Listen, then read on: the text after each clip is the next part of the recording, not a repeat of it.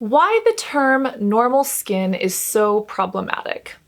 And some people will sit here and say that the fact that I am calling it problematic is overdramatic, and to the haters, I will raise 1 cup of magnificent unicorn coffee and say, would you have clicked on the video if I didn't title it that way?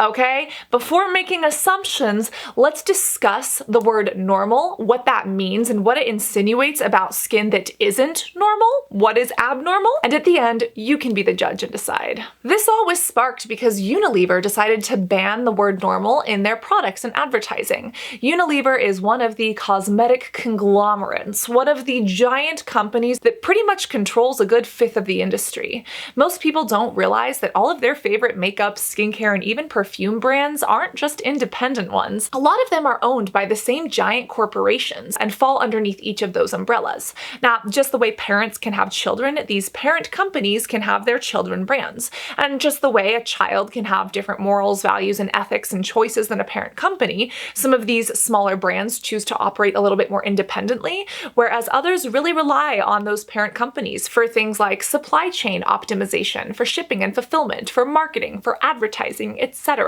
Which brings us here. The word normal is nothing new in beauty and skincare. If you look at a lot of the brands that even create skin type charts, they have normal skin, and then oily skin, dry skin, mature skin, acne-prone skin, etc. And they're trying to group us as consumers with multifaceted skincare issues into one of these buckets by saying, you're dry, use this. Oh, you're normal, use these things here. You're oily? Ho ho, you better fix that because you're trying to be normal. Use these products to get you here and then start using these products to contain yourself.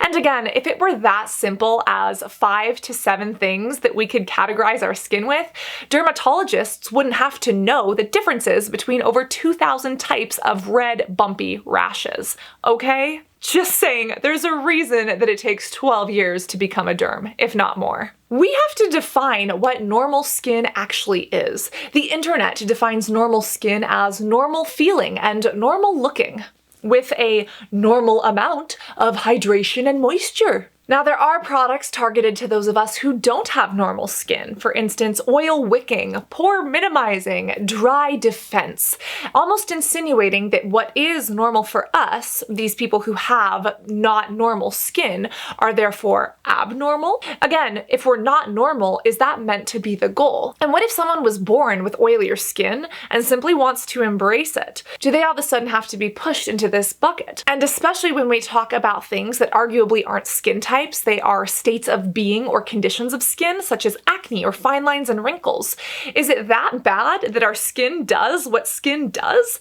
There are over 60 million teenagers that struggle with acne in America, and you're going to tell me that my breakouts aren't normal and they're not okay?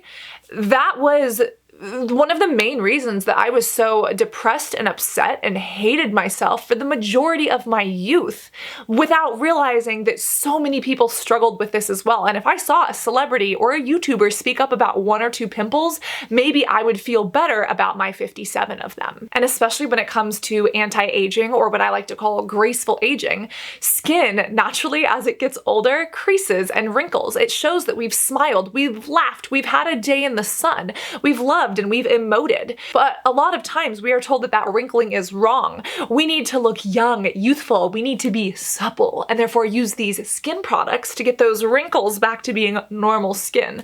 Again, what is the obsession to forcing females or female identifying people to almost look frozen in time? From facelifts to injections to skincare products.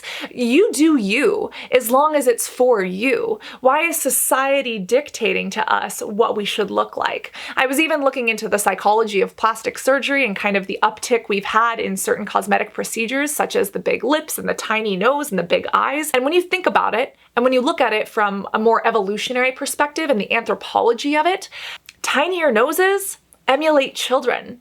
Big lips, big eyes, these things literally emulate the way we see babies. And I am not the expert, I am not the social psychologist that can tell you why, but seeing as we are almost pressuring women to have this youthful, non-wrinkled, non-blemished baby skin look, and even going as far as to pressure people to have plastic surgery to change the shape of their nose to be smaller and their eyes to be bigger and lifted, what does it say about society and about our fear of aging? And how much money are we willing to spend on this fabricated insecurity?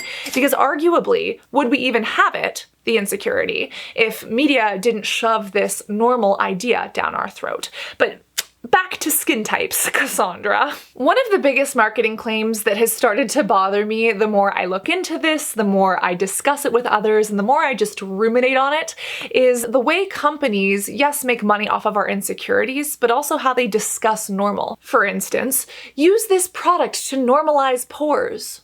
Well, wait a minute, aren't pores a natural part of my face already? Why do I have to blur them and smooth them and filter them? I understand that those filters make me look like that, but my skin naturally has pores. What does it mean to normalize them? The pilosebaceous unit is a natural part of the anatomy of our face. Why am I all of a sudden having to target this and buy that product in order to do so? It almost insinuates that having a pore that is visible at all is abnormal. And again, I am guilty of this too by doing videos on pores or saying this can help minimize or shrink pores. And even though that doesn't technically happen, you can use products that minimize the look and appearance. And again, if you're doing that on your own accord, you do you. I'm not trying to sit here and blame the consumers for literally buying and chasing after the things that we are told will make us prettier or happier or more successful or more lovable, right? It's an issue with these large corporations. It's an issue in the way that these conversations are being had and the lasting psychology of how that makes us feel and therefore live our lives and operate is not being discussed. Which is why when Dove and Unilever stepped up on March 9th and literally said we are taking normal out of our vocabulary, it came as a very warm and welcoming thing for me. And on that note, don't forget to Unilever that like button. What does that even mean? Unilever? Unilever. Don't question it, just Unilever it, okay? It's almost like a beaver and a unicorn, like a Unilever beaver.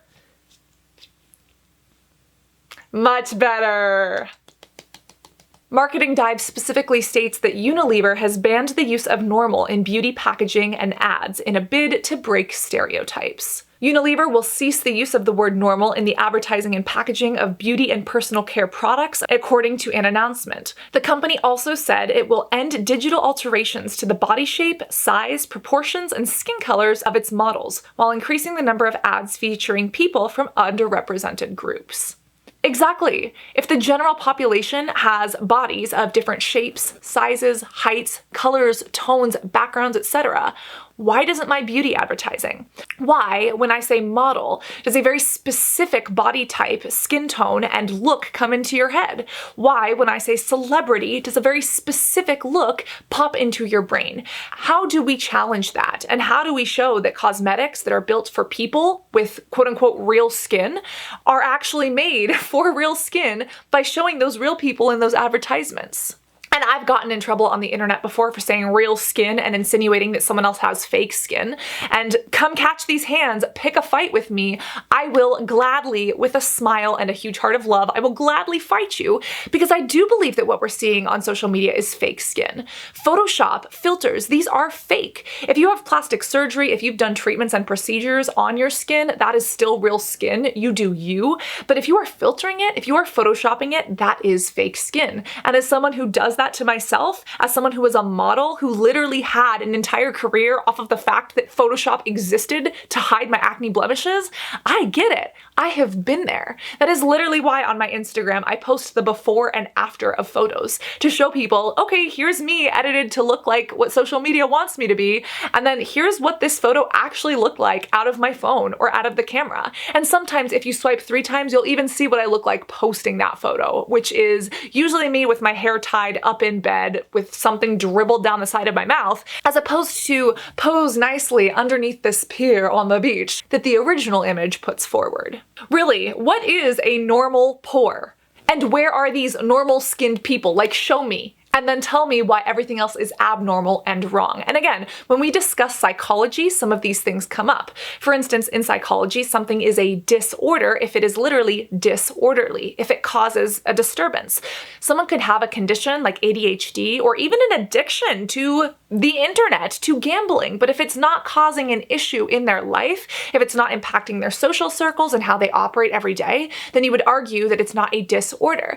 You know, where do we define someone who drinks a casual couple drinks of wine on a nice evening and enjoys that versus someone who is an alcoholic, in which finances, personal relationships, jobs, and other things are in jeopardy? And that gets even into a deeper issue of why we say someone is an alcoholic versus someone has cancer. A person doesn't choose to be an alcoholic, they have alcoholism. Why do we put the blame on the victim for the person who is depressed or is an alcoholic versus the person who has cancer or has diabetes? Again, it really comes down to the language of how we discuss certain conditions and disorders, and also how we discuss the more frivolous things, such as beauty, cosmetics, skincare in our society. And you could say that I'm being, again, overdramatic, but I think that the way we discuss these things and the way we use language, it impacts how we live, and it matters. Sometimes it can come down to how we use a word. And while I'm not saying that you have to sit here and change your vocabulary, I think you'll even see future videos of me on this channel saying normal skin and being like, oh, that's kind of funny. We had a video on that, didn't we? But simultaneously, I think that having these conversations and just kind of identifying them helps us all to see things a little bit more critically and wonder, what is normal? Where are these normal skinned people? And do I really need to feel that bad about my face? If something is disorderly, dysfunctional, or causes pain, that is abnormal. That's why we say that severe cystic acne is abnormal. But that is very different than a casual blemish. If somebody has severe wrinkling caused from years of sun damage and skin cancer, melanoma, that is abnormal. That causes pain, and in the case of cancer, potentially death. That is a medical emergency, a medical condition that needs to be treated with both kindness, and a licensed professional. But for someone who has fine lines and wrinkles, that is not abnormal. That is a sign of our skin doing what it does, taking us throughout every single day and showing some of those signs of wear. And you know what? That is okay. It doesn't mean that we are wrong or defunct or unlovable or expiring the way a lot of people talk about women, especially in the beauty industry. It means that you are human and you don't have flaws. You have features to show for it. Unless there is a medical problem, things like acne and pores and wrinkles should not be placed outside of the realm of normalcy. Doing this creates a disservice on two levels, and the first is for people who actually have a dysfunctional disorder. Look at EB. This is arguably one of the most painful skin disorders that exists. And when we say that oily skin is not normal, it really minimizes the physical pain, the emotional trauma that people with true skin disorders live with. Even someone who struggles with eczema or severe psoriasis, that is a medical condition that can be labeled as abnormal when it causes issue or disorder, a lack of order in that person's life. And to say that this person with dry skin or this person with oily skin or a couple of wrinkles or a blemish is on that same level, it mitigates that experience. And then secondly, it makes people feel like they have a problem when they don't. Oily skin is just fine. The occasional blemish, the wrinkle, the scar, that is normal. So then why don't we allow all of those things into the bucket that normal is usually placed? If we have marketing like this that is telling people to constantly search for and strive for normal skin that arguably they already have because blemished, wrinkled, oily, dry skin is normal, then it continues pushing people down this path of not being able to embrace their skin, not having skin positivity or skin neutrality, but being constantly unhappy, when in reality what they have is absolutely fine and functioning as it should. We need to be more careful about how we use the term normal skin and the language that dictates how we feel about ourselves and about others. So you tell me, is this title problematic and overdramatic, or has the industry been doing us a deep disservice that it's time to discuss and maybe try to start to change? You tell me. But at least you clicked it and you made it to this point of the video, which if you did, comment and please tell me how you feel about the way we use language around ideals of beauty. Always remember to be beautiful both inside and out, and I cannot wait to see you in this next video. Love you guys. Bye.